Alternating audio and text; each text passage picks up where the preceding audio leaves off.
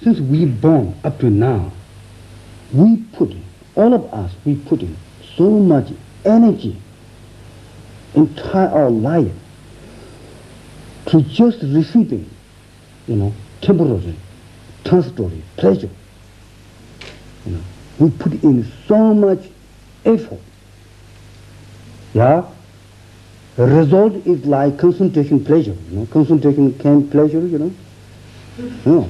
You cannot say, concentration camp has no pleasure. There is pleasure. When they get food or, when they get something, there is some pleasure. The same thing. Our, our normal life, we do have pleasure. You understand? We do have pleasure. Buddhism, we believe human being has pleasure. But we compare it.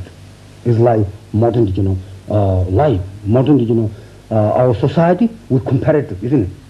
Say, this good enough? No, we need this one. You know what I mean? This good enough? No, we need this one.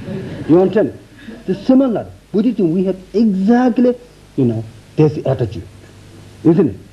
You look at entire, pleasure, from the bottom pleasure, middle pleasure, peak pleasure. We look at, you understand? That's important, yes. Just look at the entire pleasure. To look at this, type of entire, total picture of pleasure of human being, achievement, what you can achieve. You have to look at totality. Buddhist attitude. You have to look at totality. So then you work out. Work out. You should not be stupid. Just enjoy, only chocolate, enjoyment. You do know that the enjoyment of chocolate is, not sufficient. That's why it is so logical that material pleasure is so limited pleasure. And so one of us own entire English money or wealthy. One of us from here, okay? One people own entire English wealth. Still, do you satisfy? This is so logical, isn't it? Who satisfied? One have to make clear. No. Not only English wealth, entire universal space, everything is you own. One person you own. You satisfy? You are not satisfied. There's no question about it. Buddhist point of view, there's no question. No satisfaction.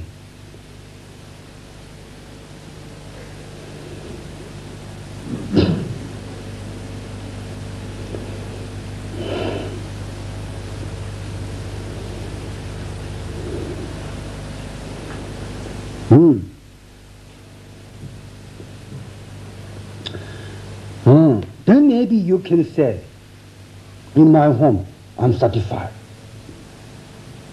What you monk talk about, I don't care entire English wealthy I have or not, in my home I'm satisfied. Then I'm going to say, you truly satisfied?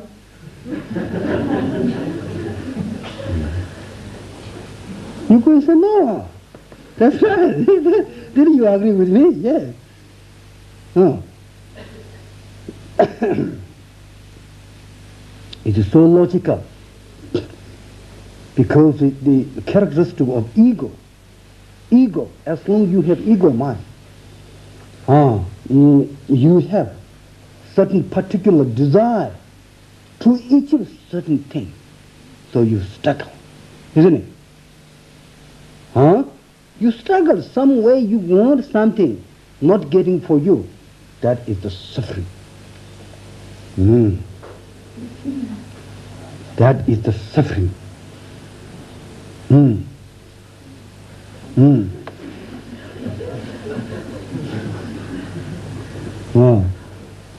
Which you don't want one coming, which you don't want,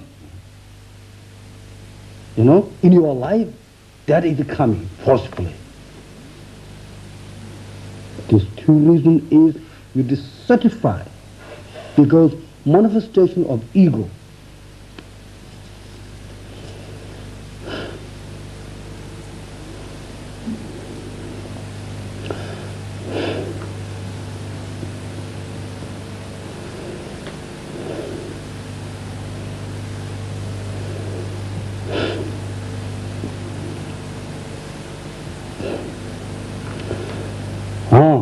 So I don't want you understood from me that the human beings have no enjoyment, no pleasure.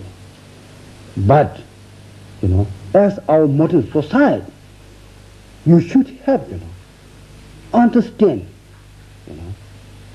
that you need, some kind of reasonable, perfect, proportional pleasure.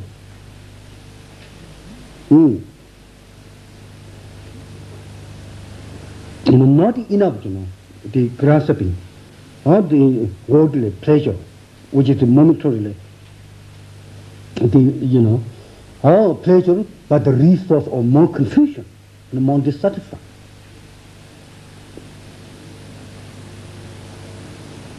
Well, of course, that also attitude.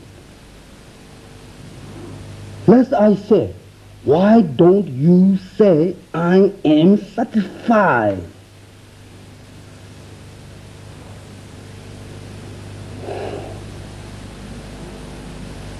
I'm not sure what I'm saying.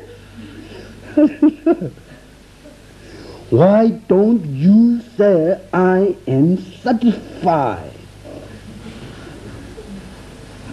I'd like to know.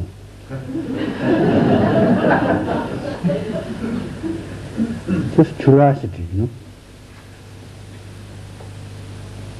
Well, you think about. Why don't you satisfy? Why don't you say I'm satisfied?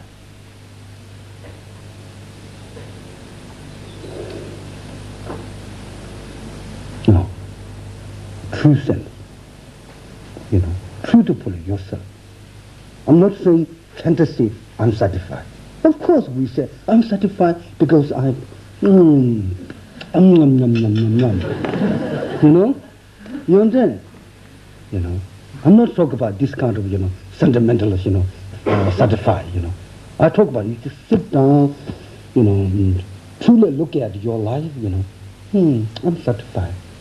Why don't you say it?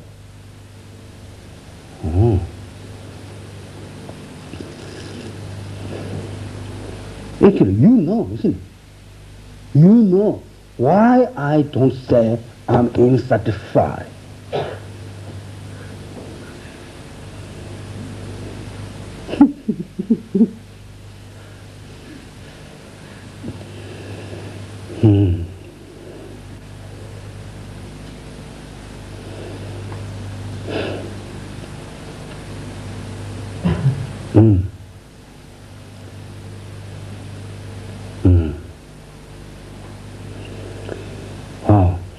Attitude to make different.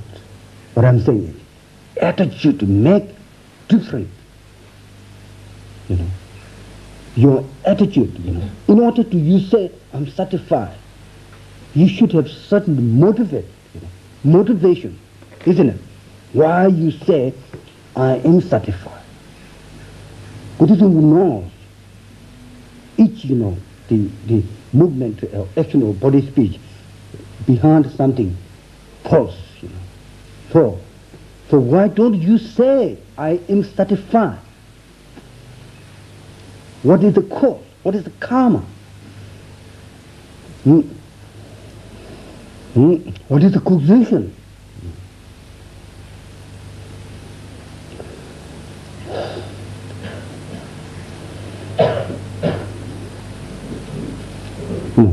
attitude. That wrong attitude. Wrong attitude makes you impossible. I am satisfied. To research, check out what kind of wrong motivation.